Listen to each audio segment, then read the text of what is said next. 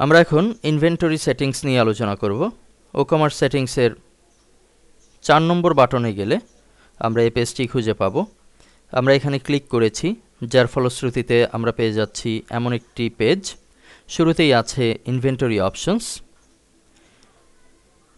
সেটিংসগুলোর মধ্যে প্রথমে আছে ম্যানেজ স্টক, অর্থাৎ আমি স্টক ম্যানেজমেন্ট চাচ্ছি কি না।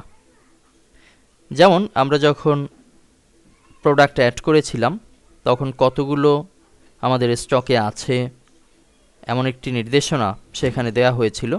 পাশাপাশি যখনই কোনো অর্ডার হয় তখন সেই স্টক থেকে লেস হয়, যার ফলে আমরা কিন্তু খুব স্বল্প সময়ে জেনে নিতে পারছি যে কোন প্রোডাক্টটি আমাদের হাতে কতগুলো আছে কিংবা কতগুলো টোটালি সেল হয়েছে।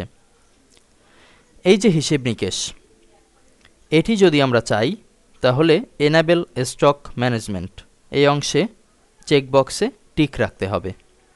যদি টিক রাখি, এর পরের যে বিষয়গুলো সেটি হচ্ছে হোল্ড স্টক মিনিটস। যেমন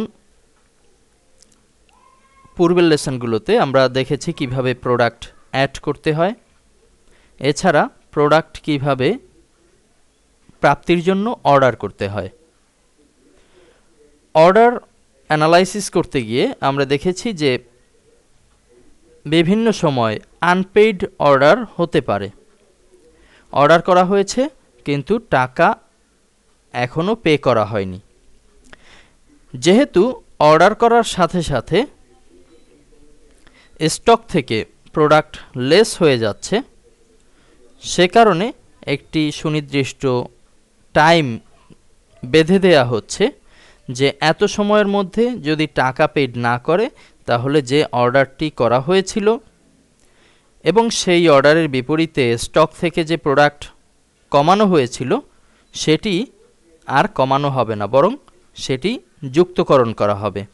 এমন একটি টাইম আমরা এই অংশে লিখে দিতে পারি। এখানে হচ্ছে 60 মিনিট।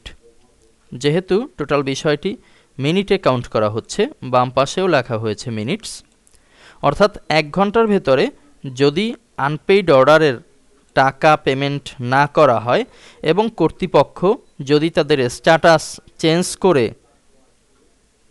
কমপ্লিট কিংবা অন্য কোনো স্থানে যেখানে আনপেইড নেই এমন একটি স্ট্যাটাসে নিয়ে না যায়, তাহলে যে পরিমাণ স্টক কমানো হয়েছিল সেই পরিমাণ স্টক আবার বাড়িয়ে দেখানো হবে। এটিই কিন্তু সময়ের মাধ্যমে একটি রেস্ট্রিকশন তৈরি করা হচ্ছে। এরপরে হচ্ছে নোটিফিকেশন। প্রথম চেকবক্সে ক্লিক আছে, এটি হচ্ছে এনেবল লো স্টক নোটিফিকেশন। যেহেতু আমরা ব্যবসায়িক উদ্দেশ্যে এই সাইটগুলো ব্যবহার করছি, সে কারণে কোন প্রোডাক্টের কতগুলো এখন আমার কাছে আছে এটির একটি রিপোর্ট অবশ্যই থাকা জরুরি। এই রিপোর্টকে সহায়তা করতেই লো স্টক নোটিফিকেশন নামের একটি মেসেজ আমাদের মেইলে পাঠিয়ে দেবে ওকমার্সের এই সুনির্দিষ্ট ইঞ্জিন, যদি আমরা চাই। আর যদি চাই তাহলে এই চেকবক্সে অবশ্যই টিক রাখতে হবে। পাশাপাশি আরও একটি নোটিশ আমরা পেতে পারি, এনেবল আউট অফ স্টক। যে প্রোডাক্ট একেবারেই শেষ হয়ে গেছে সেটিও যদি আমরা নোটিফিকেশন হিসেবে চাই তাহলে এই চেকবক্সে ক্লিক রাখব। নোটিফিকেশন কোথায় যাবে, এজন্য একটি মেইল অ্যাড্রেস দরকার। আমরা এই অংশে মেইল অ্যাড্রেস দিয়ে দেব। স্বাভাবিক অবস্থায় আমরা সাইট তৈরির সময় যে মেইল অ্যাড্রেস ব্যবহার করেছি সেই মেইল অ্যাড্রেস এখানে দেখা যাবে। আমরা চাইলে এখানে চেঞ্জও করে নিতে পারি। এখন আসুন লো স্টক কখন বোঝানো হবে। এখানে ইউনিট লেখা হয়েছে 2। যখন বিক্রি হতে হতে স্টকের পরিমাণ 2 হবে তখন আমাদের নোটিশ করা হবে যে আমার স্টক এখন লো অবস্থায় আছে।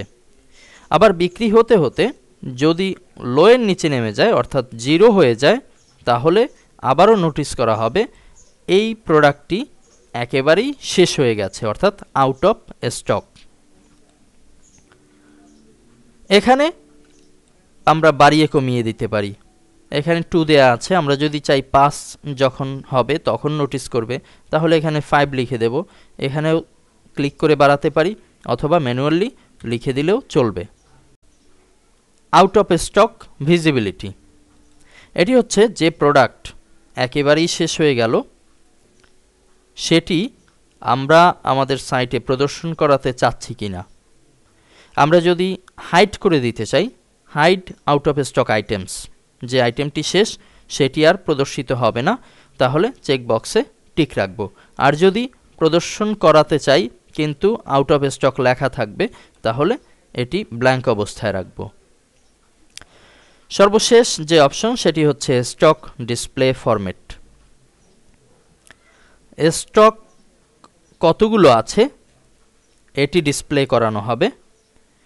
এখন যেটি দেয়া আছে সেটি হচ্ছে 12 ইন স্টক, অর্থাৎ যে পরিমাণ স্টক আছে সেই পরিমাণটি শো করে। আমরা যদি আমাদের একটু সাইটে চলে যাই,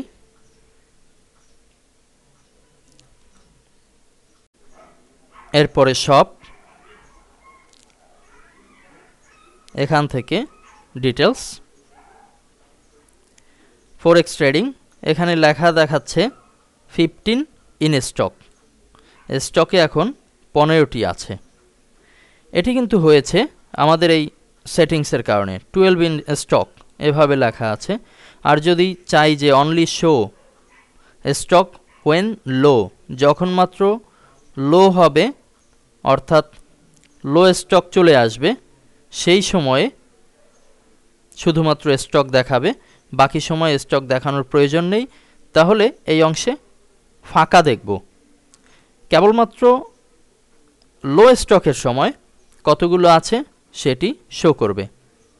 এছাড়া আরেকটি অপশনস হচ্ছে নেভার শো স্টক অ্যামাউন্ট, কখনোই স্টকের অ্যামাউন্ট শো করানো হবে না। এখন যেটি আছে মনে করছি এটিই ভালো, এ কারণে সেটিংস অধ্যায়ে 12 ইন স্টক অর্থাৎ অলওয়েজ শো স্টক এটি রেখেই সেভ চেঞ্জেস ক্লিক করছি। চলে যাচ্ছি পরের লেসনে। ধন্যবাদ।